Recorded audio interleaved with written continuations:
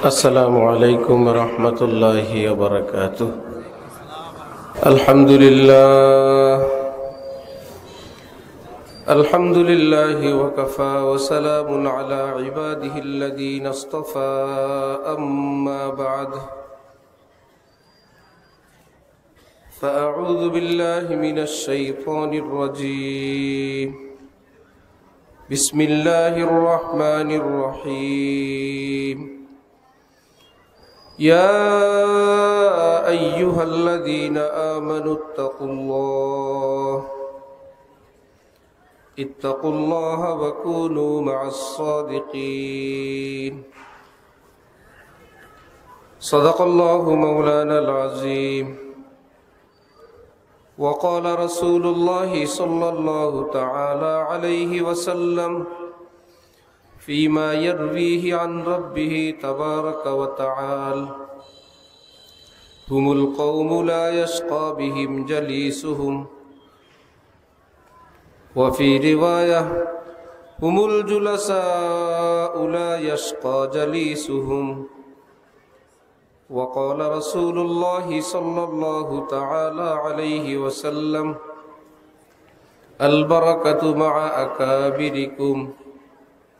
وقال رسول الله صلى الله تعالى عليه وسلم: اللهم إني أسألك حبك وحب من يحبك والعمل الذي يبلغني حبك، أو كما قال رسول الله صلى الله تعالى عليه وسلم.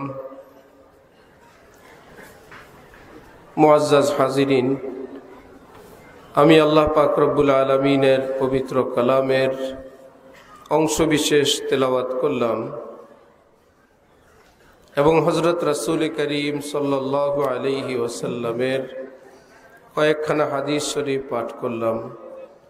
আল্লাহ পাক কোরআন শরীফ এবং হাদিস শরীফের কামিল হেদায়েত আমাদের সকলকে নসিব ফরমান। কোরআনে পাক এবং হাদিসে পাকের হেদায়েতে নূরে আমাদের জীবনকে, জীবনের প্রতিটি বিষয়কে সুন্দর করার, আলোকিত করার তৌফিক দান করেন। হযরত হাকিমুল উম্মত মুজাদ্দিদ মিল্লাত মাওলানা শাহ আশরাফ আলী থানভী নওয়ারাল্লাহু মারকাদাহু, যিনি হিজরি 14 শতাব্দীর মুজাদ্দিদ ছিলেন, অর্থাৎ কিয়ামত পর্যন্ত আর কোন নবী রাসূল আসবে না, কিন্তু প্রতি 100 বছর পর পর একজন মুজাদ্দিদ আসবেন। এসে তিনি রাসূল সাল্লাল্লাহু আলাইহি ওয়াসাল্লামের দেওয়া খাঁটি দ্বীন, ইসলাম, সুন্নত, শরীয়তকে উম্মতের সামনে স্পষ্ট আকারে পেশ করবেন। এই 100 বছরের মধ্যে ইসলামের সঙ্গে যত কিছু অনৈসলামিক বস্তু মিশ্রিত হয়ে যায়, যোগ হয়ে যায়, অথবা ইসলামের কোনো গুরুত্বপূর্ণ বিষয় ছুটে যায়, উম্মতের সামনে অতিরিক্ত জিনিসকে পরিষ্কার করে ছুটে যাওয়া বস্তুকে যোগ করে যেমন ইসলাম ছিল তেমন ইসলাম উম্মতের সামনে পেশ করবেন। প্রতি 100 বছরে একজন আসেন। 1400 হিজরির মুজাদ্দিদ ছিলেন হাকিমুল উম্মত মুজাদ্দিদুল মিল্লাত হযরত মাওলানা শাহ আশরাফ আলী থানভী নওয়ারাল্লাহু মারকাদাহু। এই বিষয়ে হযরত আওলাদ রাসূল শেখুল ইসলাম হযরত হুসাইন আহমদ মাদানী রহমতুল্লাহি আলাইকে প্রশ্ন করা হলো, হযরত থানভী কি মুজাদ্দিদ? ওনাদের রাজনৈতিক বিষয় নিয়ে পরস্পর ভিন্ন মত ছিল। প্রশ্নকারী ভাবছিলেন, যেহেতু হাকিমুল উম্মত থানভী এক চিন্তার, হযরত মাদানী ভিন্ন চিন্তার, তাহলে হয়তো মাদানী রহমতুল্লাহি আলাই বিষয়টাকে একটু অন্যভাবে বলবেন। মাদানী তো মাদানী, যার দেহে রাসূল সাল্লাল্লাহু আলাইহি ওয়াসাল্লামের খুন মওজুদ, যিনি আওলাদ রাসূল, যিনি মুত্তাকি, যিনি আল্লাহওয়ালা, যিনি বস্তু বড় আল্লাহ পাকের ওলি, এইরকম মুখলিসিন মানুষরা এই পৃথিবীতে কশ্চিন কালেও এক পেশ কেটে, সাইড কেটে, ডাইন বাম করে কথা বলেন না। সেটা যেমনই হোক, তারা হক কথা বলেন। হজরত মাদানী জবাব দিলেন, हाँ इसमें क्या शक है, हजरत इस जमाने के मुजद्दिद है, अल्लाह ताला ने हजरत से दीन का बहुत बड़ा काम लिया है। हजरत हुसैन अहमद মাদানী বললেন, এখানে সন্দেহের কি আছে? হিজরি ৪র্দশ শতাব্দীর মুজাদ্দিদ, হাকিমুল উম্মত, মুজাদ্দিদুল মিল্লাত হজরত মাওলানা আশরাফ আলী থানভী উম্মতের অনেক কঠিন সময়ে আল্লাহ পাক হজরতের দ্বারা দ্বীনের মস্ত বড় কাজ নিলেন। আল্লাহ পাক এই সমস্ত আউলিয়াদের চেনার, কদর করার তৌফিক দান করেন।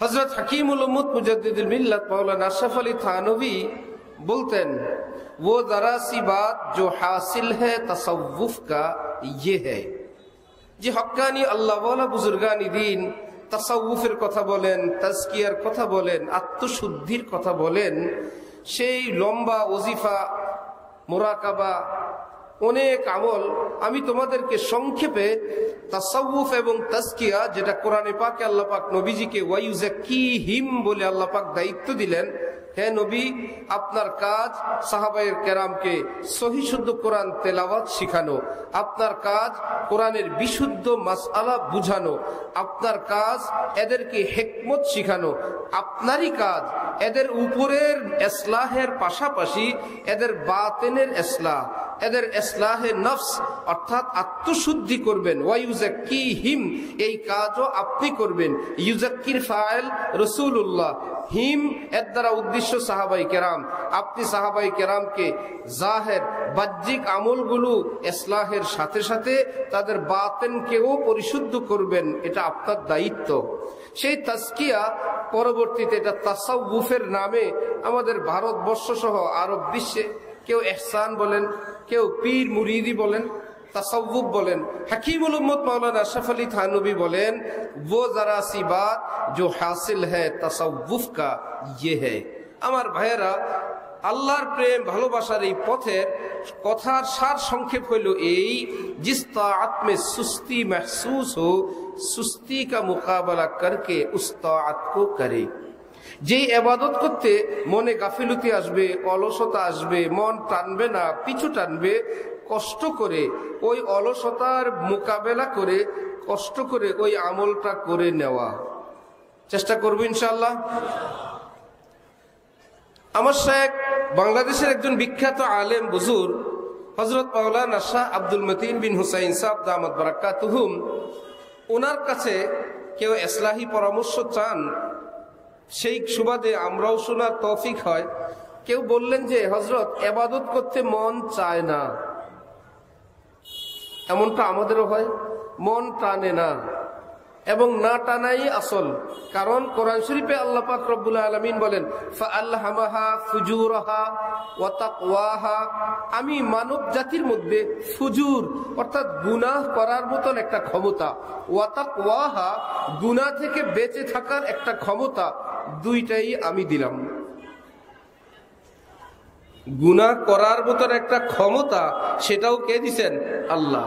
আবার সেটা মোকাবেলা করে বিজয় অর্জন করা সেই ক্ষমতাটাও কে দিছেন? প্রশ্ন হলো আগে বললেন কোনটা? ফুজুরের কথা আগে বললেন, নষ্টামির কথা আগে বললেন। হযরত মুসা আলাইহিস সালাম যখন ফেরাউনের বাহিনীর সঙ্গে সর্বশেষ ময়দানে খেলা হবে, যে যার মতন জাদুঘররা আসলো, তারা জিজ্ঞাসা করলো, মুসা তুমি কি আগে শুরু করবা না আমরা? তারা বলল, হযরত মুসাকে তারা বলল আমরা আগে খেলি। তারা ভাবছিল আমরা যদি এত বিশাল জাদু এই ব্যক্তির সামনে দেখাই, তাহলে এই ব্যক্তি দ্বিতীয়বার খেলা শুরু করতে পারবে না, পালায় চলে যাবে। আল্লাহ পাকের হিকমত ছিল, আমার মুসা নবীর লাঠি ছাড়ার পর এ যদি মাঠ খালি থাকে কি খাবে? আগে আল্লাহ খাওয়ার ব্যবস্থা করছেন। যদি হযরত মুসা খেলতেন আগে, উনি আগে লাঠি ছাড়তেন, মাঠে কি কিছু আছে না? তখন খালি। খালি মাঠে কি খাবে? আল্লাহ পাক ওদের মুখ দিয়ে বলেছেন, হুজুর আমরা আগে খেলি। হযরত মুসা বললেন, খুব ভালো, একদম জাদুঘররা জাদু দিয়ে সাপ দিয়ে মাঠ ঘুরে ফেলছে। এইবার আল্লাহ পাক বলেন, হ্যাঁ মুসা, তোমার লাঠির খাবারের ব্যবস্থা হয়েছে। है शौक और ज़ब्ते शौक में दिन रात कश्मकश, मैं दिल मुझको मैं हूँ दिल को परेशान किए हुए। হযরত থানবী যে বলছেন যে মনের বিরুদ্ধাচরণ করে ওই কাজটা করে নিব, এটা কুদরত। মাহফিল আসতে নিলে মনের মধ্যে আওয়াজ, জীবনে কত মাহফিল শুনছ, সেগুলো আমল করলেই তো হয়। আবার যদি একটু দেরি হয়ে যায়, আবার মনের মধ্যে আওয়াজ, এই 11টা বাজে, ফজর পড়া লাগবে না? বাপরে, কত বড় চিন্তা! 10:30 বাজে, বাড়ি যেতে যেতে সময় লাগবে না? ফজর পড়া লাগবে না? ওয়াজ শুনলে হবে? এই ওয়াসওয়াসাটা ইবলিস দেয়। অথচ বিশ্বকাপ খেলা যখন হয়েছিল তখন কি ফজরের কথা মনে ছিল? 12টাই কি, 2টাই কি, 3টাই কি, তখন আর ফজরের টেনশন নাই। হ্যাঁ, ওয়াজে যদি 10টা 11টা বাজে, হুজুররা ওয়াজ করে, ফজর পড়া লাগবে না? ইবলিস এরকম কালারিং করে ওয়াসওয়াসা দেয়। বান্দার কাজ হলো ওই ওয়াসওয়াসা, ওই মনের পিছ টানা, হাকিমুল উম্মত বলেন, সেটার মোকাবেলা করে আমি করব। এবং তিনি আমার শায়েখ বলেন, কোন কর্মচারী যদি অফিসে যায়, তার মন চায় না এই চাকরি করতে, তারপরেও যায়। অফিসে ঠিক মতন যায়, অনেক কষ্টে চাকরিটা করে, একদম মনে চায় না। পুরা মাস যদি চাকরি করে, মালিক কি তাকে বেতন দিবে না? যেহেতু টাইম মতন আসছে, বেতন খাড়া। হাকিমুল উম্মত মুজাদ্দিদুল মিল্লাত হযরত মাওলানা আশরাফ আলী থানভী বলেন, যেই মানুষ নামাজ পড়ে একদম খাঁটি দিলে, তিনিও নামাজের সওয়াব পাবেন। আরেক ব্যক্তি নামাজ পড়ে আল্লাহর অনেক নফস শয়তানের মোকাবেলা করে, অনেক ওয়াসওয়াসা, অনেক খেয়াল, অনেক চিন্তা, সেটার মোকাবেলা করে তিনি নামাজ পড়লেন। আমরা তো মনে করি এই ব্যক্তির নামাজ হয় নাই। এত চিন্তা নামাজের মধ্যে আসলে কি নামাজ হয়? হাকিমুল উম্মত মাওলানা থানভী বলেন, যিনি খুব বিনা কষ্টে নামাজ পড়লেন, আল্লাহ পাক তাকে নামাজের পুণ্য সওয়াব দান করবেন। যিনি কষ্ট করলেন, নফসের সঙ্গে খেয়াল আসে, কুচিন্তা আসে, আবার সেটাকে সরাইয়া দেন, আবার নামাজের মধ্যে আসেন, আবার সরান, আবার নামাজের শেষে চিন্তা করেন, ওফো কি নামাজ পড়লাম, এত সব কুচিন্তা আমাকে ঘিরে রাখলো। হাকিমুল উম্মত মাওলানা থানভীর মতন এত বড় আলেম, এত বড় বুজুর্গ, এত বড় মুহাদ্দিস, এত বড় মুফাসসির, এত বড় মুজাদ্দিদ, তিনি বলেন ওই মনের ওয়াসওয়াসাওয়ালাকে আল্লাহ পাক নামাজের সওয়াবও দান করবেন, নফস শয়তানের সঙ্গে যুদ্ধ করার আলাদা পুরস্কারও দান করবেন। কি ব্যাপার? হযরত বলেন, তোমার বাড়িতে যদি 2 জন মেহমান আসলো, তোমার বন্ধু দাওয়াতে আসলো, একজন আসলে ইস্ত্রি করা সুন্দর জামা কাপড় পরে, ওকে বসেন বন্ধু, আপনার জন্য চা বিস্কুটের ব্যবস্থা। পরপরই একজন আসছে রক্তাক্ত অবস্থায়। কি ব্যাপার? আমি আপনার বাড়িতে আসবো শুনে আপনার শত্রুরা আমার উপর হামলা করছে, আক্রমণ করছে, আমি অনেক কষ্টে ছুটে আপনার কাছে আসছি। প্রথম বন্ধুকে যেমন বলছিল ওয়েট করেন, খাবারের সময় হলে খাবার খাবেন, এখানে সোফায় বসেন। দ্বিতীয় বন্ধুকে কি এইটুকুনি বলবে? একটু বসেন, খাবারের সময় খাবার খান। অতিরিক্ত ব্যবস্থা কি থাকবে না? খাবার কি থাকবে না? খাবার তো পাবেই, খাবার ছাড়াও তার জন্য অতিরিক্ত টান। আহা, আপনি আমার কাছে আসতে গিয়ে রক্তাক্ত হইলেন, কষ্ট করলেন, কোরবানি করলেন, খাবারও পাবে, এক্সট্রা আন্তরিকতাও পাবে। ঠিক আল্লাহর বান্দা যখন আল্লাহর দরবারে যাবে, নামাজ পড়বে, শয়তান ভাবতেছে তাকে কষ্ট দেই, যাতনা দেই, তিনি কেবল কষ্ট করে না, আমি নামাজ পড়বই, শেষ করবই। হাকিমুল উম্মতের মতন এত বড় বিজ্ঞ আলেম, তিনি বলেন আল্লাহ তাকে নামাজেরও পুরস্কার দিবেন, নফস এবং শয়তানের সঙ্গে যুদ্ধ করারও আলাদা পুরস্কার দান করবেন। তাহলে মনে না চাইলেও ইবাদত করা, যে শয়তান যে এসে বলবে, শোনো ইখলাসের সঙ্গে ইবাদত না করলে হয় না। যেমন কেউ যদি তওবা করতে চায়, শয়তান এসে তাকে ওয়াসওয়াসা দেয়, তওবা অর্থ গুনাহ থেকে একদম মুক্তি চাওয়া আল্লাহ পাকের কাছে, তুমি আর গুনাহ করবা না। তুমি যে এই ওয়াদা আল্লাহর সঙ্গে করবা, বাকি জীবনে এই তওবার উপর থাকতে পারবা কিনা ভেবে চিন্তে ওয়াদা করো। ফতোয়া হইল ইবলিসের। এই বুদ্ধিকার এতদিন গুনায় ছিল, এখন আল্লাহকে বলবো আমি আর করব না। যদি করো তাহলে আল্লাহর সঙ্গে ওয়াদা ভঙ্গ হইল, গুনাহও হইল, আল্লাহর সঙ্গে ওয়াদা ভঙ্গ হইল। চিন্তা ভাবনা করে তারপরে তওবা করো। যেমন অনেক মুসলমান হজ করে না, কি ব্যাপার, হুজুর এখনো চাকরি বাকি আছে, হুজুর এখনো ছেলে বিয়া বাকি আছে, মেয়ের বিয়া বাকি আছে, এখনো ঘরের কাজ বাকি আছে, এই জন্য হজ করে না। এইরকম বহু লোক অপেক্ষায় ছিল, হজের আগেই মৃত্যু হয়ে গেছে। শয়তান একটা বাহানা দিয়ে, উসিলা দিয়ে বিলম্বিত করলো। হযরত ওয়ালা আমাদের শায়েখ বলেন, ঠিক আছে, শয়তান যে বললো তওবা করবা, একদম মৃত্যু পর্যন্ত তওবার উপর যদি অটল থাকতে পারো তওবা করো। তওবা হলো আত্মার খোরাক, এটাকে দেহ দিয়ে বুঝাও। এক ব্যক্তি 3 দিন 4 দিন 5 দিন উপবাস, ক্ষুধার্ত, খাবারের কোনো ব্যবস্থা নাই, কেউ তার সামনে 1 প্লেট খাবার দিল। এবার ইবলিসের ফতোয়া নিয়ে আসেন, এতদিন খাবার খাও নাই, হঠাৎ 1 প্লেট খাওয়া খাইবা, সামনের দিকে খাবার গ্যারান্টি আছে কিনা, খায়া লাভ নেই, ঠিক না? এতদিন খাই নাই, একভাবে আসি, হঠাৎ 1 প্লেট খাবার, পরের বেলার খাবার আসি কিনা, মৃত্যু পর্যন্ত আমি নিয়মিত খাবার খেতে পারবো কিনা। সুতরাং 1 প্লেট খাবার খেয়ে লাভ নাই, যেভাবে আসি সেভাবেই থাকবো। এটা মানবেন? কেন মানবেন না? গ্যারান্টি কই? আপনি আমি বলবো ধত্তরি গ্যারান্টি, 1 বেলা পাইছি, এটা খাই, সামনে আল্লাহ সামনে যদি দেন দিলে খাবো, না দিলে যখন দিবেন তখন খাবো। এখন পাইছি, এখন তো খেয়ে নেই, পিছনের ক্ষুধাটা তো মিটাই, কষ্টটা তো দূর করি।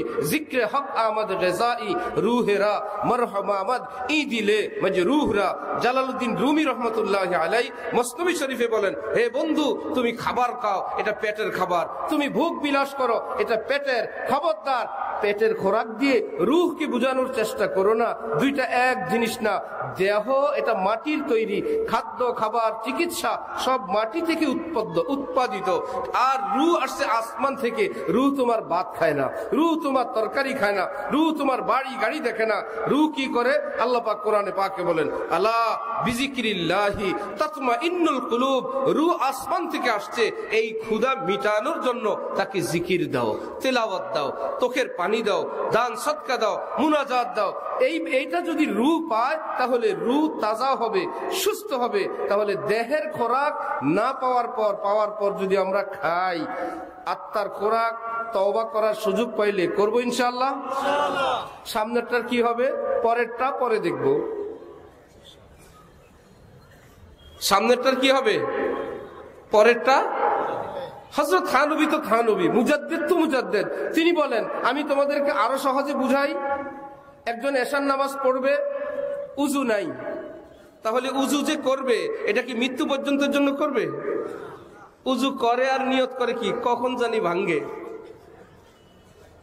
এবং ভাঙ্গাই স্বাভাবিক, এভেলেবেল ব্যাপার। কমপক্ষে ঘুমাইলে ভাঙবে, পেশাব পায়খানা করলে ভাঙবে, ইত্যাদি কারণে ভাঙবে। এই যে ভাঙ্গার আশঙ্কা আমার আপনার সামনে বিদ্যমান, এবং নিশ্চিত ভেঙ্গেও যাবে। এইরকম নিশ্চিত ভেঙ্গে যাবে, এইরকম এলেম থাকার পরেও 4 ফরজ আদায় করে যদি কেউ উজু করি, উজু হবে কিনা? উজু করে তিনি নামাজ পড়লেন, এশার নামাজ। এশার নামাজের পর ছোট ইস্তিনজা গেছেন, ওয়াশরুম থেকে আসার পর এখন উজু ভেঙে গেল। এখন কি বলা যাবে এই যে আপনার উজুটা ভাঙলো, এটাই প্রমাণ করে একটু আগের উজু হয় নাই? বলা যাবে? উজু ভাঙলে পিছনের উজু হয় নাই, এটা কি প্রমাণ করবে? ভাই তখনকার উজু ঠিক ছিল, আমার নামাজ রোজা সহি হয়ে গেছে, এখন উজু ভাঙছে, এখন কি হবে? আবার করলে আবার হবে। নাচিত কর সকে নফস কে পহলুয়া কো তো ইউं हाथ पांव भी ढीले न डाले, अरे उससे कुश्ती तो है उम्र भर की, कभी वो दबा ले कभी तू दबा ले, ये रिश्ता मोहब्बत का कायम ही रखे, जो 100 बार टूटे तो 100 बार जुड़े। हजरत थानवीर खलीफा খাজা আজিজুল হাসান মজজুব বলেন, হে বন্ধু, আল্লাহর সঙ্গে তোমার এই বন্ধন, এটা যদি শয়তানকে তুমি পরাজিত করতে নাও পারো, কিন্তু শয়তানের হাতে পরাজিত হয়ে হাত পা ছেড়ে দিও না যে আমি আর পারলাম না। কারণ তার সঙ্গে যুদ্ধ তোমার মৃত্যু পর্যন্ত। এটা কোনো গেমসের খেলা না, এটা কোনো পয়েন্টের খেলা না। আমি গুনাহ করছি 100 বার, সুতরাং তওবা তো 100 বার করা লাগবে। আমি গুনাহ করছি 70 বছর, নেক আমল তো 70 বছর করা লাগবে। আমি গুনাহ করছি 80 বছর, আবার তওবা করে তো 80 বছর ঠিক থাকা লাগবে। আল্লাহর কসম করে বললাম, 50, 60, 70 বছর পুরাটা যদি গুনাহের মধ্যেও যায়, বান্দা যদি একবার খাঁটি তওবা করে, নবীজির হাদিস অনুযায়ী আল্লাহ পাক তার জীবনে সব গুনাহ মাফ করে দিবেন। এখানে কোনো গেমস নাই, সংখ্যা নাই যে এতবার আপনি হারছেন, অতবার জিতলে আপনি জিতবেন। মাত্র এক তওবা, 1 পয়েন্ট। তওবার মধ্যে আল্লাহ পাক এত পয়েন্ট রাখছেন, গুনাহের মধ্যে অত পয়েন্ট নাই। সেই গুনাহ 1000 লক্ষ বারে যদি হয়, নবীজি বলেন আত্তাইবু মিনাজ যামবি কামান লা যামবালা। আরে গুনাহ থেকে তওবাওয়ালা এই ব্যক্তিকে আল্লাহ পাক এতটা নিষ্পাপ বানান যেন তার জীবনে গুনাহ ঘটেই নাই, কোনো চিহ্নই নাই। না অঙ্গ জানে, না আমল নামা জানে, না ফেরেশতা জানে, না জমিন জানে, সকলেই জানতো। আনসাল্লাহু হাফাজাতা, যত ধরনের সংরক্ষণের জায়গা ছিল আল্লাহ পাক সব ভুলে দিবেন। न चित कर सके नफ्स के पहलुओं को तो यूं हाथ पांव भी ढीले न डाले। নফসের সঙ্গে যদি তুমি জিততে না পারো, পরাজয়ও বরণ করো না। আরে উসসে কুস্তি তো হয় অমর ভর কি, আরে তার সঙ্গে যুদ্ধ তো জীবন ভরের। কবি ও দাবালে কবি তু দাবালে। যদি তার কাছে তুমি পরাজিত হও, তওবা করে তাকে আবার তুমি পরাজিত করো। ये रिश्ता मोहब्बत का कायम ही रखे। আল্লাহর সঙ্গে তোমার সম্পর্ক তো অটুট রাখবে। আমাদের মাহফিলে লাইট জ্বলছে, একটা জায়গায় কি নাই, মূল জায়গা দিয়ে পাওয়ার আসতেছে, আছে কিনা? সেই জায়গাটা কেটে গেলে লাইট জ্বলবে? এরপরে জোড়া দিলে কি জ্বলবে না? দ্বিতীয়বার জোড়া দিলে কি 50% জ্বলবে না? সমান সমান। এইবার যদি আবার ছেড়ে যায় সব নিভে যাবে। তৃতীয়বার যদি জোড়া দেয় তাহলে কি বলবে? মিস্ত্রিরা এসে যেহেতু 3 বার ছেড়ে গেছে, এখন আর বিদ্যুৎ পুরোটা সাপ্লাই হয় না, অল্প অল্প জোড়া দিলেই পুরাটা জ্বলবে। ঠিক ये रिश्ता मोहब्बत का कायम ही रखे। গুনাহ করার দ্বারা আল্লাহ নারাজ হন, আল্লাহ থেকে দূরে সরে যায়, আল্লাহ অসন্তুষ্ট হন, সম্পর্কের বন্ধন ছেড়ে যায়। তওবা করলে আল্লাহ পাক নিজ হাতে সেটা জোড়া লাগায় দেন। এবার যেমনটা তেমন। যদি পরীক্ষা করতে চান ভুল হওয়ার পর, তওবা তো অনেক লম্বা, 2 রাকাত নামাজ তো বেশ লম্বা, উজু করো, নামাজ পড়ো, কান্নাকাটি করো, সেটা তো ভাগ্যবানদের ব্যাপার।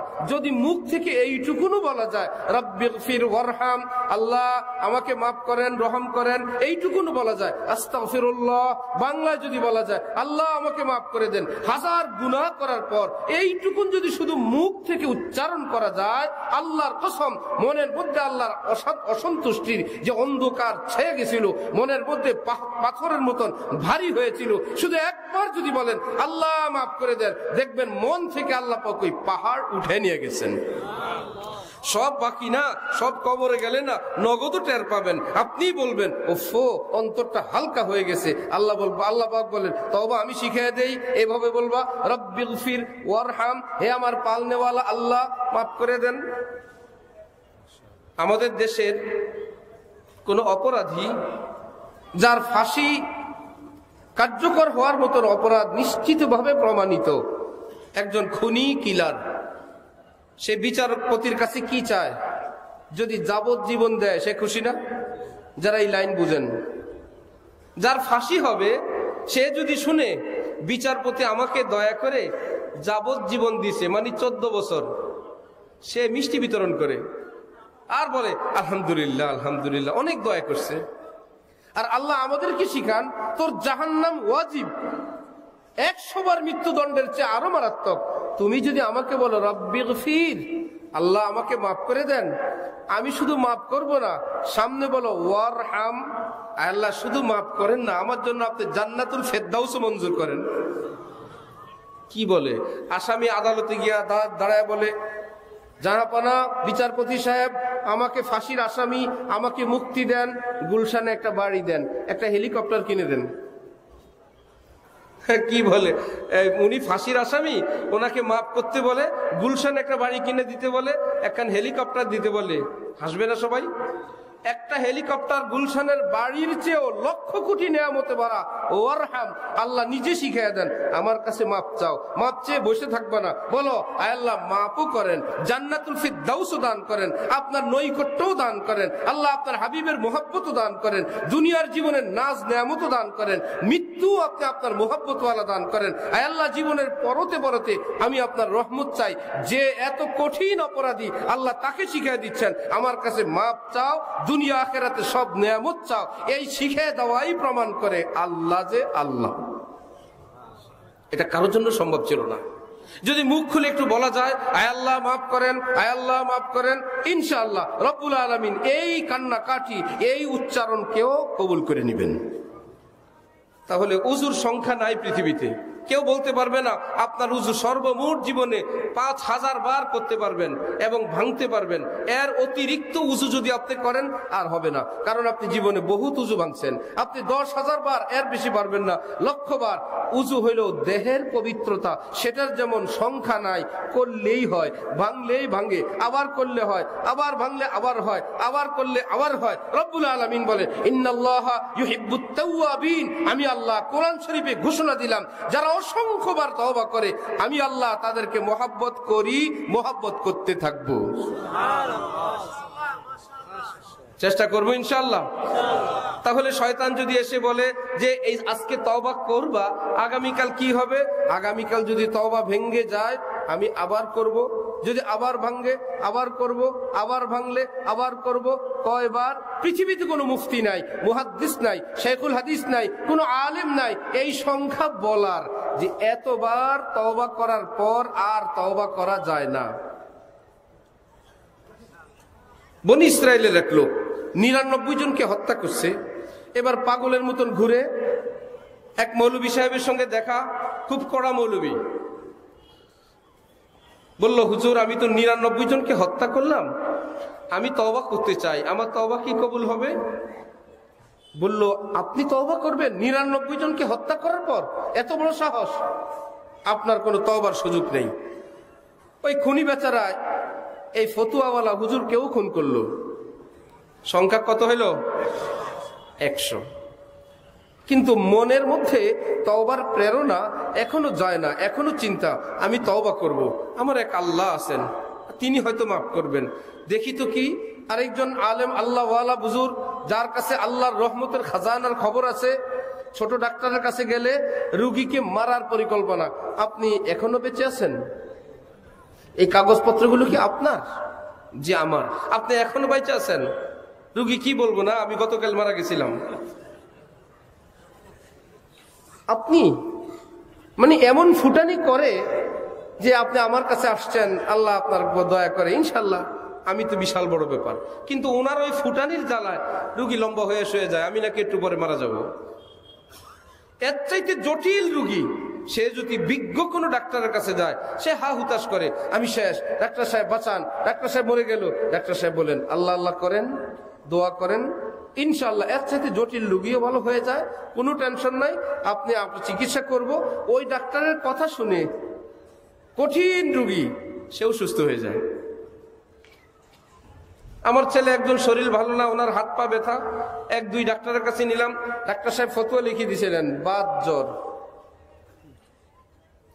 জোয়ান ছেলে 15-16 বছর, মোটামুটি ব্রেকফাস্টের পরিমাণ সকালের নাস্তার ট্যাবলেট, এবং বলে দিছে ওনাকে রেস্টে রাখবেন। আমি নিয়ে গেলাম, ভালো ছেলে, ডাক্তারের কথা শুনে আসার সময় এর হাঁটার শক্তি নেই, এর বাত জ্বরে ধরছে, কঠিন রোগে আক্রান্ত, এতগুলো ঔষধ, কতগুলো টেস্ট, 2-3 দিন মিলে বাসায় এসে শুয়ে আছে, মন খারাপ, চেহারাও ভেঙে গেছে। পরে পরামর্শ হইলো একজন অভিজ্ঞ ডাক্তার দেখাই, বাংলাদেশের একজন বিখ্যাত মেডিসিন বিশেষজ্ঞ ABM আব্দুল্লাহ স্যারের কাছে নিলাম। অনেকগুলো দেখলেন, কাগজ কলম দেখে প্রেসক্রিপশনটা হাতে নিয়ে, কলম হাতে নিয়ে উনি বসে আছেন। বসে বললেন আমি কি ওষুধ লিখবো, অত কোনো রোগ নাই। কি মুশকিল, এতগুলো রোগ, বাতের রোগী, বাত জ্বর, ছেলে নিজেও তো টের পাইছে। এটাকে বলে ওয়াসওয়াসা, এবং মানুষের কথায় যে অ্যাকশন হয় এটার একটা উদাহরণ। ABM আব্দুল্লাহ স্যারের মতন এত বড় ডাক্তার, উনি কলম এভাবে মুখে নিয়ে চুপ করে বসে রয়েছেন। পরে বললেন, কোন ওষুধ দিলেন না, বললেন এর মনে আমোদ নাই, আমোদ, আমোদ ফুর্তি বলে না, সব ঠিক আছে, আমোদ ফুর্তি না, ওর একটু খেলাধুলা করতে দিয়েন, এটা রোদি নিয়ে, ওর শরীরে কোনো রোগ নেই। এই কথা কি কোনো ওষুধ দিছে না, শুধু কথা বলছে। এই কথা শোনার পর ছেলে সুস্থ হয়ে গেছে, এখন ভালো। ওই ওষুধও আর লাগে নাই, ফার্মেসি পাঠিয়ে দিছি, ডাক্তার সাহেব বলছে রোদে থাকতে দিছি, কয়েকজন খেলাধুলা করতে দিছি, রোগ শেষ। ঠিক এইরকম ভাবে আমাদের ইসলামিক ডাক্তার সাহেব যারা, মুফতি সাহেব, ওনাদের কাছে গেলেও এরকম কখনো শোনা যায় আল্লাহ এত বড় গুনাহ করছেন, আপনি তো মনে হয় নাস্তিক হয়ে গেছেন, আর আপনার বউ তালাক হয়ে গেছে, এই কদিন আপনি যেভাবে থাকছেন সব জিনা হয়েছে। এই লোক তো মারা যাওয়ার অবস্থা। অমুকে মাজারে সেজদা দিছে, হ্যাঁ হুজুর আমি দেখছি, শিরিক মুশরিক হয়ে গেছে। অথচ সমস্ত ফুকাহায়ে কেরাম বলছেন সেজদা করা নাজায়েজ, হারাম। কেউ যদি মাজারে সেজদা করে ফুকাহাদের দৃষ্টিতে সে মুশরিক হয় না, গুনাহ হয়, মুশরিক হয় না। কিন্তু শক্ত মোল্লার পালায় পড়লে ও সেজদা করছে, শিরিক। আচ্ছা পীরের কাছে চাইছে না, মুশরিক হয়ে গেছে। এটাকে বলে নিম তবিব খাতরায়ে যা, নিম মোল্লা খাতরায়ে ইমা। মোল্লা যদি আধা আধা হয় ইমানের আশঙ্কা, আর ডাক্তার যদি আধা আধা হয় জীবনের আশঙ্কা। এবার দ্বিতীয় ডাক্তারের কাছে তিনি গেলেন, হুজুর 99 জনকে হত্যা করছি এভাবে। আর এক হুজুর উল্টা পাল্টা বললে, হুজুরকেও শেষ করে আমি 100 জনের খুনি, আমার তওবা কি কবুল হবে? ওই আলেম ছিলেন আল্লাহওয়ালা, এলেমওয়ালা, সহি এলেমওয়ালা। বললেন, আরে বাবা তোমার গুনাহ তো অনেক বড়, অনেক জটিল, অনেক ভয়ঙ্কর, কিন্তু তুমি জানো আল্লাহর রহমতের সামনে এটা একটা মাছির মাথার বরাবর না। হযরত ওয়ালা করাচি আমাদের দাদা পীর, তিনি বলেন হাতির শিঙের উপরে একটা মাছি বসছে, বসে উঠে যাওয়ার সময় হাতির কানে কানে এসে বলে, স্যার মাফ করবেন। কি ব্যাপার, আমি আপনার সিংহের উপরে বিনা পারমিশনে অনেকক্ষণ বসছি, আপনিও একটা প্রাণী আমিও একটা প্রাণী, হাত আছে, পা আছে, মাথা আছে, বডি আছে, পেট আছে, নাড়ি বুড়ি আছে, সবকিছু নিয়ে আমি আপনার মাথার উপর ছিলাম, আমার ভারে আপনার জানি কত কষ্ট হয়েছে, স্যার মাফ করবেন। হাতি বলল, বেকুব কোথাকার, তুই কখন বসছস, কখন উড়াল দিয়ে গেছস আমি জানিও না। দুইটা মাখলুক একটা আরেকটার ব্যাপারে বলে আমি জানিও না। আপনার আমার পুকুরের সামনে এক বেচারা গোসল করতে গিয়ে এক কদম আগায় আরেক কদম পিছায়, কি ব্যাপার হুজুর, এটা তো আর নদী না, এটা বদ্ধ একটা পানি, কত মানুষ ফরজ গোসল করলো, কত বাচ্চার পেশাব পায়খানা এই পুকুরে ধুইলো, আমরা সাক্ষী, এই পুকুরের পানি জানি এখন আর পাক আছে কিনা হুজুর, এই ভয়ে নামি না, আমার শরীরও না পাক। কোরআন শরীফে আল্লাহ পাক বলেন, আনজালনা মিনাস সামাই মাআন তাহুরা, আসমান থেকে আমি পানি নাজিল করলাম, এই পানি শুধু পবিত্র না, এই পানি যত অপবিত্রকে পাবে সে নিজেই তাকে পবিত্র বানায় দিবে। আলেমকে জিজ্ঞাসা করেন, আপনার উযু নাই, মসজিদে যাবেন, এমন বৃষ্টি শুরু হয়েছে, চেহারাও ভিজে গেছে, হাতও ভিজে গেছে, মাথা তো মশে কি, মাথা গোসল হয়ে গেছে, মসজিদের সামনে পানি জমছে, হেঁটে যাওয়ার সময় টাকনু সহ পানির তলে ঢুকে গেছে, আপনি উযুর নিয়ত করেন নাই, মসজিদে গেলে ইমাম সাহেব বলতেছে কষ্ট করে উযু লাগবে না, আপনার উযু হয়ে গেছে। কি বলেন হুজুর, উযু হয় কেমনে? বললো তাহুর, পানিকে আল্লাহ পাক ডিউটি দিছেন, নাপাক পাইলে পাক বানায় দিবি। আল্লাহ ওই পানিকে ডিউটি দিলেন না, পানি আপনাকে পায়া পবিত্র বানায় আপনার উযু করায় দিছেন। ছোট্ট একটা পুকুরের যদি ক্ষমতা এমন হয়, একজন মুরব্বী বলল, আরে গাদা, এই পানি নাপাক হয় না, তুই নাম, তোরে পবিত্র বানাবে, পুকুর পবিত্র থাকবে। তাহলে নদীর পাওয়ার কি কম না আরো বেশি? সাগরের পাওয়ার, মহাসাগরের পাওয়ার। আর যদি এই সবগুলো সাগর আল্লাহর রহমতের সাগরের সামনে একটা ফোঁটা হয়, সেই সাগরটা কত বড়।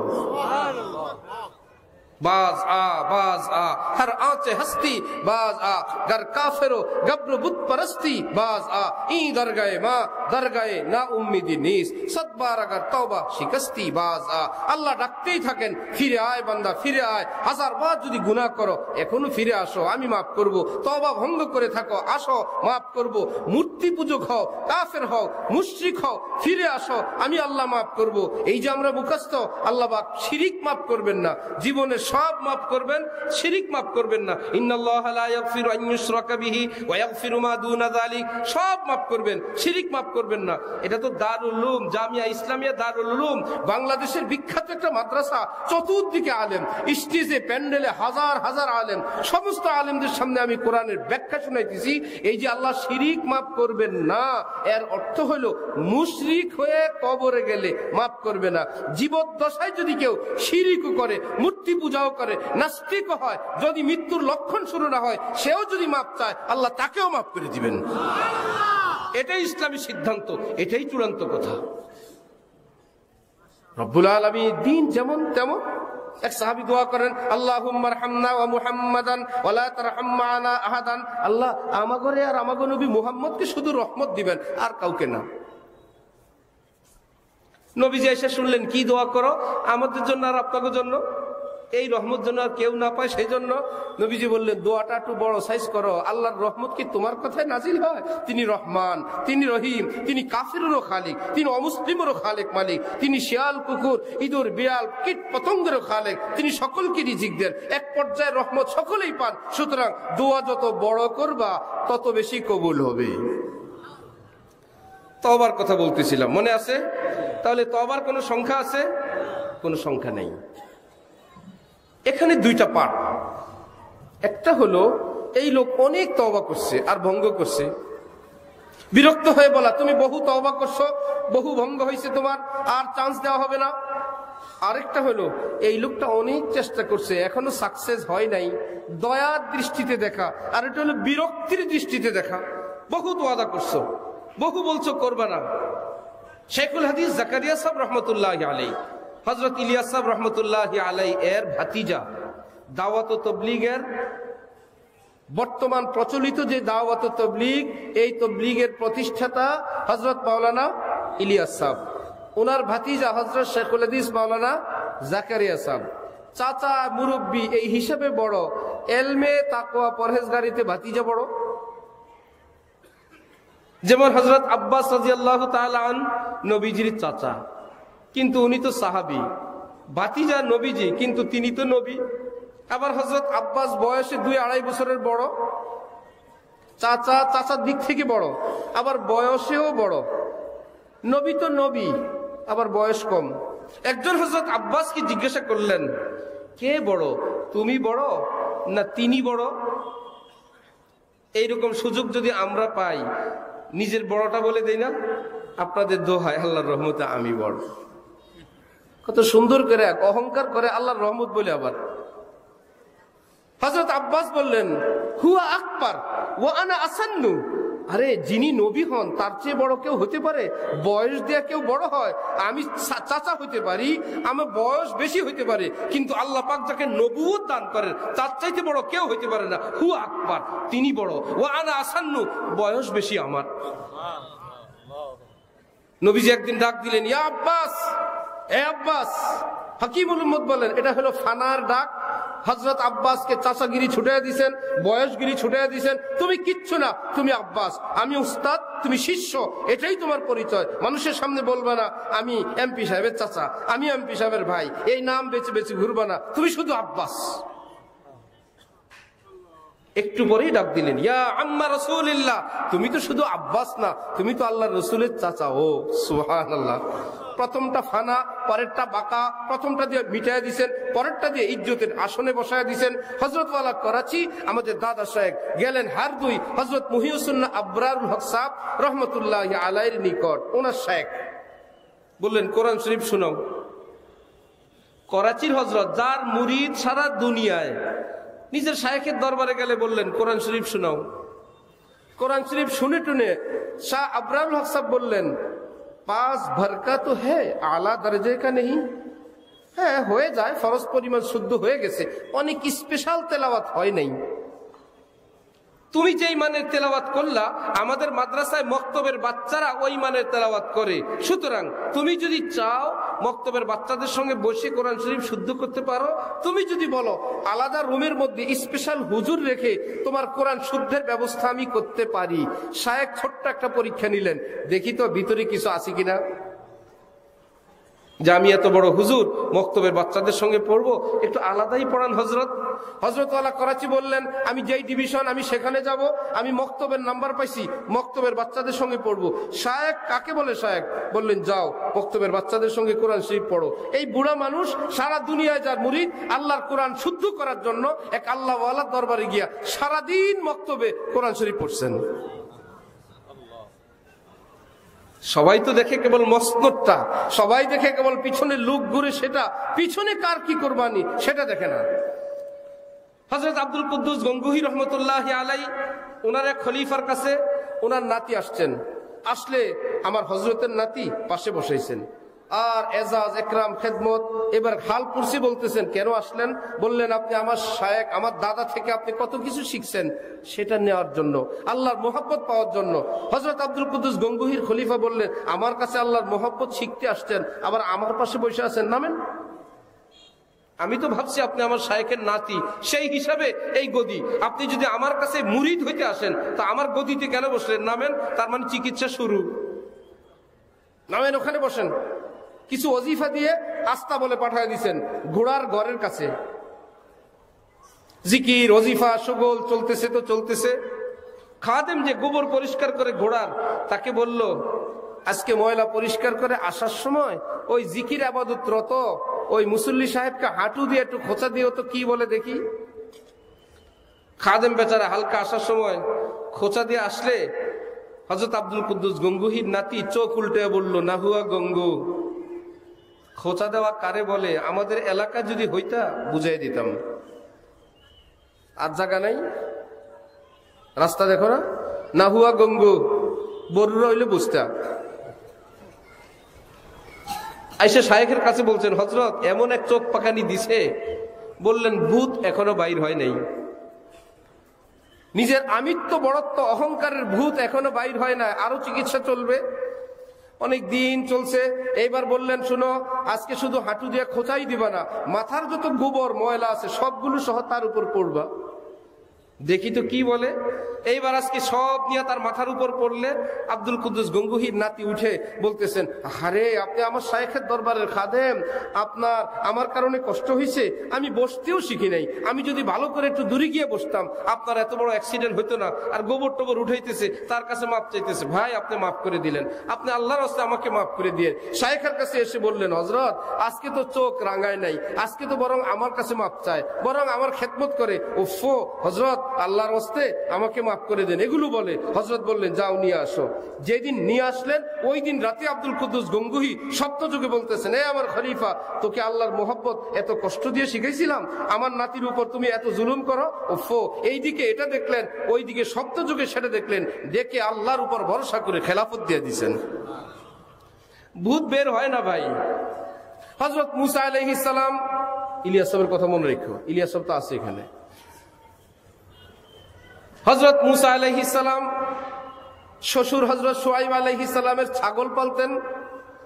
ছাগল একটা ছুটে চলে গেছে দূরে, উনি পিছনে পিছনে দৌড়, টিলা টক্কর অনেক দূরে গিয়া ছাগল পাইছেন। গিয়া দেখেন ছাগলের হাত পা ছিঁড়ে গেছে, কেটে গেছে। এইবার ছাগলকে উনি বললেন, আমার জন্য যদি তোর কোনো মায়া নাও লাগে, নিজের কি কষ্ট হয় নাই? এত দৌড়ান দৌড়ালি, আমি দৌড়াইছি, তুই দৌড়াইছিস। দেখেন যে ছাগলের হাত পায়ের মধ্যে রক্ত। হযরত জালালউদ্দিন রুমি রহমতুল্লাহ আলাই এই ঘটনা লিখছেন। হযরত মুসা নবী গাছের পাতা ছিঁড়ে ওই ছাগলকে ব্যান্ডেজ করতেছেন, রক্ত বন্ধের ব্যবস্থা করতেছেন, হাত পা টিপে দিতেছেন। আরে দৌড়াইতে গিয়ে তোর কত কষ্ট হয়েছে, আমার তো শক্তি আছে, আমি দৌড়াইছি, তুই ছোট প্রাণী, তোর না কত কষ্ট হয়েছে। এখন এত দূর চলে গেছে, ছাগলকে আবার ফেরত আনবেন। মুসা নবী ভাবলেন, বেচারা ভুল ক্রমে এত দৌড়াইলো, আবার যদি হাঁটায় নেই আরো কত কষ্ট হবে। আমরা কি করতাম, একটা আসার দিতাম না, ওখানে যা আছে কপালে, দরকার হয় বেতনের থেকে ছাগলের টাকা কাটা যাবে, আগে জিদ মিটে নি। কিন্তু হযরত মুসা নবী না, প্রতিশোধ, সেবা করলেন, যত্ন করলেন, হাত পা টিপি দিলেন, এত দূর থেকে আবার ফেরত আনবেন। এইবার কাঁধের উপর উঠায়া রওনা হয়েছেন। আসমানের ফেরেশতারা আল্লাহ পাককে বলতেছিলেন, আল্লাহ এত উন্নত আখলাকও মানুষের হয়? যেই ছাগল তাকে এত কষ্ট দিল, সেই ছাগলের সেবা যত্ন করে সেটাকে আবার তিনি কাঁধের উপর উঠে আনতেছেন। আল্লাহ এই লোকটাকে আপনি নবী বানায় দেন, নবী হওয়ার যোগ্য। আল্লাহ এইরকম চরিত্র লোক নবী হয়। আল্লাহ ফেরেশতাদেরকে বললেন, তোদের পরামর্শে আর অনুরোধে আমি পয়গাম্বর বানাই, এর জন্মের আগেই সিদ্ধান্ত মুসাকে আমি নবী বানাবো। এই জন্যই তো মুসার চরিত্র এত উন্নত। আকমালুল মুমিনিনা ঈমানান আহসানুহুম খুলুকা।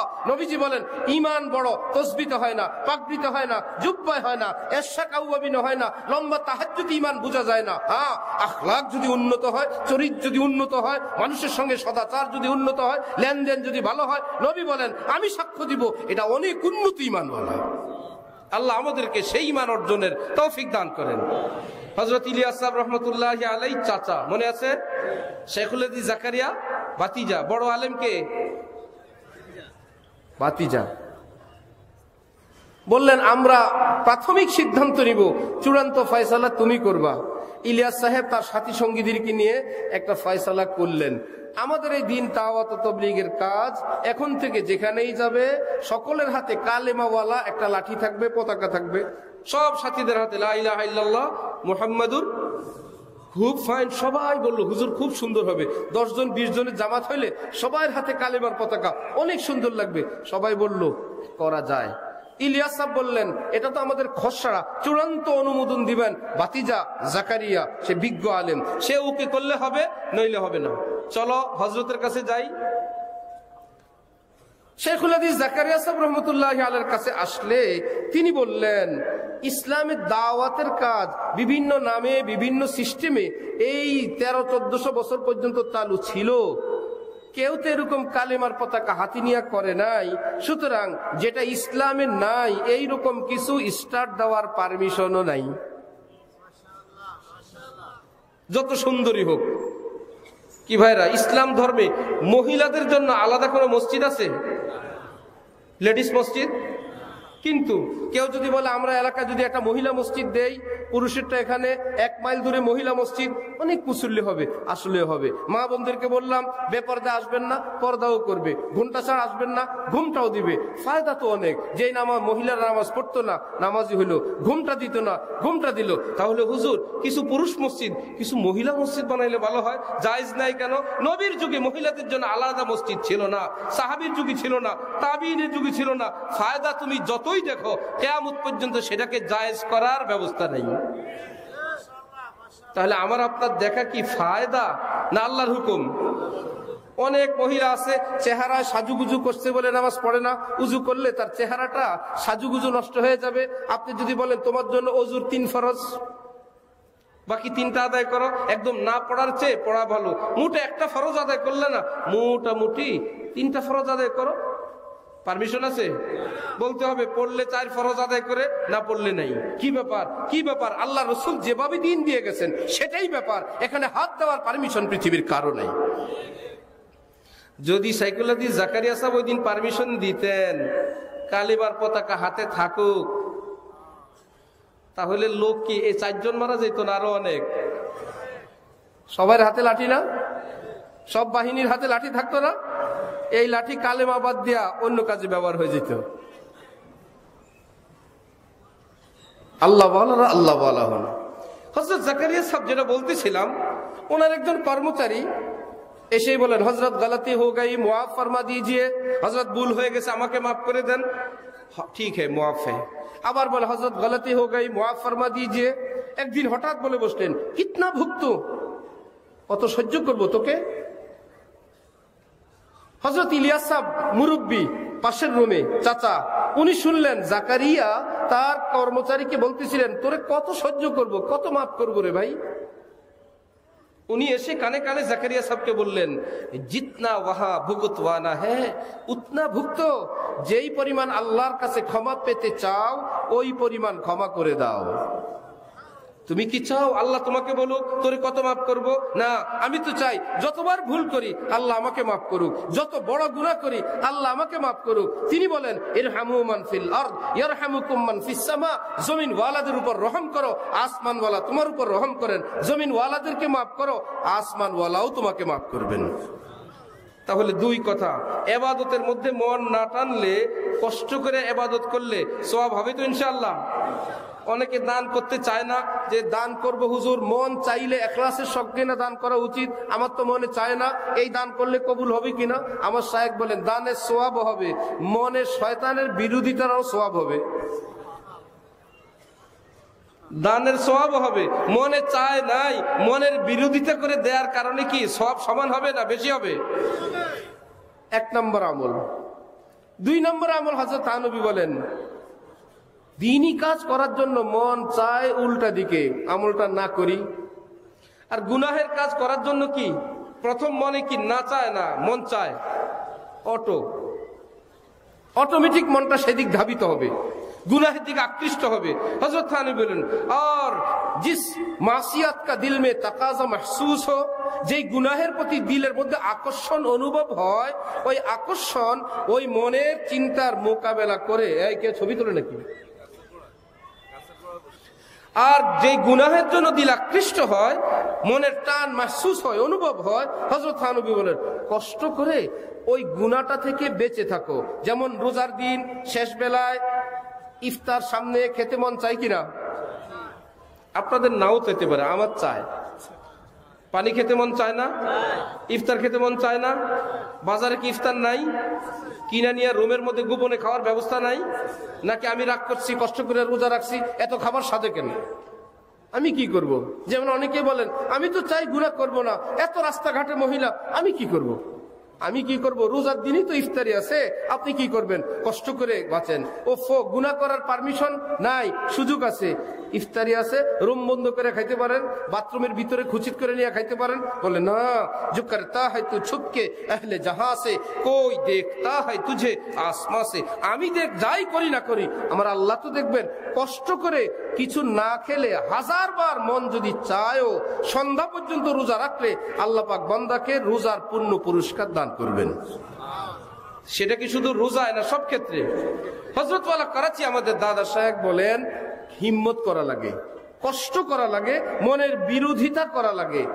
যেমন হযরত সুন্দর এক উদাহরণ দিলেন। একজন দাদা ভাই, উনি শুনতে পাইলেন ওনার 2 নাতি চিড়িয়াখানায় যাবেন। দাদা বয়স্ক, দাদা বললেন আমারে নিয়ে চলো। নাতিরা বললেন তুমি তো একা চলতে পারো না। বললো তোমাদের উপর ভর করে চলবো। 2 নাতি ধরে দাদাকে চিড়িয়াখানায় ঘুরাইতেছে। এর মধ্যে হঠাৎ এলান, রয়্যাল বেঙ্গল টাইগার তার খাঁচার থেকে বের হয়ে গেছে।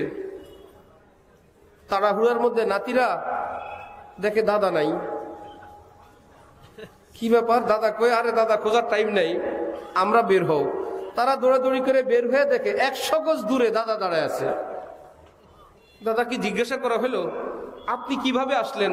বলল আল্লাহর উপর ভরসা করে একাই চলে আসছি। প্রবেশের সময় আপনার 2 জন লাগে, বের হওয়ার সময় একা। প্রশ্ন, প্রবেশের সময় যে শক্তিটা ছিল, বের হওয়ার সময় কি শক্তি নতুন আসছে না আগেরটাই? আগেরটা না? আগে পারে নাই, এখন পারে। আগে আসলে চেষ্টা করে নাই, হিম্মত করে নাই। প্রাণপণ হিম্মত যদি করে, যত কষ্টই হোক আমি চেষ্টা করব, এটার নাম হিম্মত। মেন করে চেষ্টা করা, এটার নাম হিম্মত না। কোরআনে পাক আল্লাহ পাক বলেন ওয়াল্লাযীনা জাহাদু ফীনা, যাকে দেখি হিম্মত করে প্রাণপণ, আমি গুনাহ করব না, আমি সুদ খাবো না, আমি ঘুষ খাবো না, আমি বেপরদা করব না, আমার ঘরে কোনো হারাম টেলিভিশন চলবে না, প্রাণপণ পাক্কা চেষ্টা করে, আল্লাহ পাক বলেন সে করবে চেষ্টা, আমি আল্লাহ তাকে কামিয়াব বানায় দিব। চেষ্টাই করি না, পাওয়ার কোনো তালাশে নেই। মেন করে একজন কৃষক 3 মাস যাবত তার ক্ষেতের ফসলটা ঘরে আনে, এই মিষ্টি মিষ্টি কথা বলে, কঠিন শীতেও যায়, পানিতেও নামে, বীজ সংগ্রহ করে, বেড়া দেয়, সার দেয়, পানি দেয়, পরিষ্কার করে, কত না কষ্ট করে কয়েক বেলার কিছু খাবার তার ঘরে আসলো। আল্লাহকে পাওয়া কি এর চাইতেও সহজ? আমার ভাই, এই জন্য হাকিমুল উম্মত নবী শুনাইছেন, এক বুজুর্গ বলেন না কোই রাহ পা যায় না কোই গায়ের আ যায়, হারিমে দিল কা আহমদ আপনি হরদম পাশে বা রহনা। দেশ যেরকম কেউ আসমানে পাহারা দেয়, কেউ জমিনে পাহারা দেয়, কেউ পানিতে পাহারা দেয়, কেউ গোয়েন্দারা পাহারা দেয়। এই জন্য আমরা দেশটায় সুখে আছি। ঠিক রাজধানী ইমান, বুকের মধ্যে আল্লাহ ইমান রেখে, চোখ বর্ডার, কান বর্ডার, জবান বর্ডার, স্কিন বর্ডার, চতুর্দিক থেকে বললেন বর্ডার নিরাপদ, রাজধানী নিরাপদ। বর্ডার যদি খোলা হয়, চোখ যদি খোলা হয়, এদিক থেকেই দুশমন হামলা করবে। জবান যদি খোলা হয়, এদিক থেকে হামলা করবে। কান যদি খোলা হয়, এদিক থেকে হামলা করবে। আমি যদি বলি না, কোন পথে আমি আল্লাহ নাফরমানিকে আমদানি করব না, ইনশাআল্লাহ এর মধ্যে যদি ভুল বিচ্যুতি হয়, কোরআন শরীফ আল্লাহ পাক বলেন তাজতানিবু কাবায়িরা মা তুনহাউনা আন নুকাফির আনকুম সাইয়্যাতিকুম, বড় বড় গুনাহগুলো থেকে তোমরা যদি বাঁচো, ফাঁকে ফাঁকে যদি ছোট বড় কিছু হয়ে যায়, আমি আল্লাহ নিজে থেকেই মাফ করে দিব। হযরত আমাদের শেখ ভোলার মানুষ, তিনি বলেন আমি আমার শ্বশুরালয়ের দিকে যাচ্ছি, জঙ্গলের ভিতরে একটা মহিলার চিৎকার কান্নাকাটি। কি ব্যাপার? মনে হয় যেন কেউ তাকে আঘাত করে মারে। হযরত বললেন লোকদের কি ব্যাপার? সবাই খুব আরামসে বলতেছে এখানে মা ছেলে থাকে, এই ছেলেটা কিছুদিন পর পর ওই মায়ের উপর জুলুম করে মারে। হযরত বললেন চলেন আমরা যাই, মায়ের মুক্তির ব্যবস্থা করি। ওই লোকেরা বলল আপনি যান হুজুর, আপনি কোত্থেকে আসছেন, আপনি আপনার কাজে যান। এত নিষ্ঠুর কথা আপনারা কেন বলেন? বললেন আমরা এলাকাবাসী কয়েকবার ওই ঘরে গেছি, এই মাকে রক্ষা করার জন্য ছেলের জুলুম থেকে আমাদেরকে দেখলে সবার আগে বাড়ির বাইরে আসে মা। মা এসে বলেন, আমার ছেলের বিচার করতে আসছেন? বিচার করা লাগবে না, আমার ছেলে বুঝে নাই এই জন্য আমাকে মারছে, আমি আমার ছেলেরে মাফ করে দিছি, আপনারা বিচার করা লাগবে না। এ কি আশ্চর্য কথা! নিজেই চিৎকার দেয়, নিজেই ভুল বিচ্যুতির জন্য এটা সেটা বলতে থাকে, কিন্তু যখন দেখে কেউ সন্তানের দিকে তেড়ে আসছে, সন্তানকে শাসানোর জন্য আসছে, মা বলে আমি মাফ করে দিছি। আল্লাহ পাক হাদিসে কুদসিতে বলেন, সাবাকাত রহমাতি গাযাবি, হে আমার বান্দারা শুনো, আমারও রাগ আছে, গুসা আছে, আমার অনেকগুলো রহমতও আসে। তোমাদের জন্মের আগে আমার রাগ, গুসা আর রহমতের প্রতিযোগিতা হলে আমার রাগ গুসাকে পিছনে ফেলে আমার রহমত আগে চলে গেছে। সুতরাং আমি যদি রাগের চোটে একটা কিছু বলিও, কে আসো বাঁচাও, আমার ছেলের উপর আযাব গজব পড়ুক, কিন্তু আমার এটা শেষ কথা না, আমার শেষ কথা মায়ার কথা। মা যেরকম শেষে বলে মাফ করে দিলাম, আমি আল্লাহও ঘোষণা দিচ্ছি আমি রাগ গুসায় কত কথা বলবো, কিন্তু এটা চূড়ান্ত না, যদি তওবা করো আমি তোমাকেও মাফ করব। আল্লাহ পাক আমাদেরকে, আমাদের সকল মুসলমান ভাইদেরকে আল্লাহর কাছে খাঁটি দিলে তওবা করার তৌফিক দান করেন। তওবার জন্য 3 শর্ত আপনারা জানেন। 1 নম্বরে গুনাহ ছেড়ে দেওয়া, 2 নম্বরে গুনাহের জন্য লজ্জিত হওয়া, 3 নম্বরে আগামীতে না করার পাক্কা এরাদা করা। চেষ্টা করবো ইনশাআল্লাহ। পাক্কা এরাদা নিয়ে কিন্তু এতক্ষণ বয়ান হয়েছে। আল্লাহকে গ্যারান্টি দিতে হবে না, আল্লাহ আজকে আপনি মাফ করেন, ওয়াদা করলাম মৃত্যু পর্যন্ত আর গুনাহ হবে না, যদি হয় জাহান্নামে দিয়ে দেন। এত বড় কথা বলা লাগবে না। আপনি কেবল বলবেন মনে প্রাণে আমার গুনাহ করার ইচ্ছা নাই, না করার পাক্কা এরাদা। যদি মনে মনে এটাও আসে, মনে হয় হয়ে যাবে, আপনি মনে মনে এই পাল্টা বলেন, যদি হয় আবার তওবা করব। আমার ভাই, যেই ঘরে সন্তান জন্ম হবে, ছোট্ট শিশু, মায়েরা কি বসে থাকে না ছোট ছোট কাঁথা বানায়? বানায় না কাঁথা? খেতা বলেন, এই জন্য খেতা বললে বুঝবেন, খেতা বানায় ছোট ছোট, 1টা 2টা না, অনেকগুলো। গরিব হোক ধনী হোক, কি ব্যাপার, আমার বাচ্চা পেশাব করবে, পায়খানা করবে, বমি করবে, অনেক কিছু করবে, ধনী গরিব সবাই স্তূপ করে রাখে, যতবার করবে যাতে পড়ে না থাকে, পরিষ্কার করতে পারি। রব্বুল আলামিন বলেন, আমিও আমার রহমতের খেতা নিয়ে বসে আছি, তোমরা গুনাহ করবা, যতবার তওবা করবা আমি কেবল মাফ করতেই থাকবো। শাহ আব্দুল গনি ফুলপুরি রহমতুল্লাহি আলাইহি বলেন, ওয়াহুয়াল গফুরুল ওয়াদুদ। গফুরুন শব্দের পরে ওয়াদুদ আল্লাহ পাক নাজিল করলেন। নাজিল করলেন কেন মিয়া আখতার জানো? এই কথা বোঝানোর জন্য। আল্লাহ পাক বলতে চান, আমি যে তোদেরকে মাফ করি, मैं माफ करता हूं मारे माया के, আমি তোদেরকে মায়ার চোটে মাফ করে দেই। তোদের কান্না, তোদের দোয়া মুনাজাতের চোটে না, আমারই মায়া লাগে। সন্তান পেশাবের উপর শুয়ে থাকে, মা দেখে আমার বাচ্চা পেশাবের উপর, বাচ্চা দিব্যি ঘুমায়, কান দেও না, কিছু বলেও না, মা কি ঘুমায় যান? মা আস্তে কাঁথা পাল্টান। এটা কি বাচ্চার কান্নার কারণে না মায়ার কারণে? শুধু কি এই এতটা আলতু ভাবে বুকের উপর রাখেন বাচ্চার ঘুম যেন না ভাঙে? আবার নতুন কাঁথাটা দিবেন, হারিকেন কিংবা হিটার দিয়ে ওটাকে একটু গরম করেন, একটু করেন, হঠাৎ যেন গায়ে লেগে লাফ না মারে। এত যত্ন করে ধীরে সুস্থে সন্তানকে রাখেন, মায়ার চোটে রাখেন। রব্বুল আলামিন বলেন, মা যেরকম সন্তান চাওয়ার আগে মায়ার চোটেই তাকে খেদমত করে, আমি আল্লাহ আমার বান্দাদের হাজারো রকমের উসিলা খুঁজতে থাকি। আল্লাহ ডাক দিছে, আচ্ছা আল্লাহ বলে উঠছে, হাদিস শরীফে আছে, চলার পথে যদি হুচট খায় উঁচু কিছুতে নিচু কিছুতে, এর মধ্যে বলে উঠছে আল্লাহ। নামাজ নাই, রোজা নাই, ইবাদত নাই, বন্দিগি নাই, কিচ্ছু নাই, কিয়ামতের মাঠে গিয়ে হাজির। একদিন আসার খেয়ে পড়ার সময় আল্লাহ বলছে, আল্লাহ পাক বলবেন, শুনো আমারে ডাকছিল রে, রাম রাম বলে নাই, আমি ভিতরে ছিলাম বলেই তো আমাকে ডাকছে, আমার বন্দার আর কিচ্ছু নাই, যাও একবার আল্লাহ বলা রসুলের, আমি তাকে মাফ করে দিলাম। কি ব্যাপার? হ্যাঁ, এটাই নিয়ম। মসজিদে নববীতে রওজা শরীফের পাশে বড় অক্ষরে লেখা আছে, শাফাআতি লি আহলিল কাবাইরি মিন উম্মতি, আমার উম্মতের যারা ঈমানওয়ালা কিন্তু কবিরা গুনাহ করে আটকা পড়ে গেছে, আমি নবী ঘোষণা দিচ্ছি কবিরা গুনাহওয়ালাদেরকে আমি সুপারিশ করে জান্নাতে নিয়ে যাব। এই জন্য আমার ভাইয়েরা, 2 আমল, ইবাদত করতে মন চাইবে না, কষ্ট করে আমল করব, চেষ্টা করব ইনশাআল্লাহ। 2য় আমল, গুনাহ করতে মন চাইবে, কষ্ট করে গুনাহ থেকে বেঁচে থাকবো। হযরত থানবী বলেন, जिसको ये बात हासिल हो गई उसको फिर कुछ भी जरूरत नहीं। যার এই 2টা কাজ হয়ে গেছে কিচ্ছু লাগবে না। यही बात ताल्लुक में अल्लाह पैदा करने वाली है। এই 2 আমল, কষ্ট করে ইবাদত, কষ্ট করে গুনাহ থেকে বেঁচে থাকা, এই 2টাই তোমাকে আল্লাহ ওয়ালা বানায় দিবেন। আল্লাহ পাক আমাদের সকলকে আল্লাহ পাকের কাছে বেশি বেশি তওবা করার, বেশি বেশি কান্নাকাটি করার তৌফিক দান করেন। ওয়া আখির দাওয়ানা আনিল হামদুলিল্লাহি রাব্বিল আলামিন।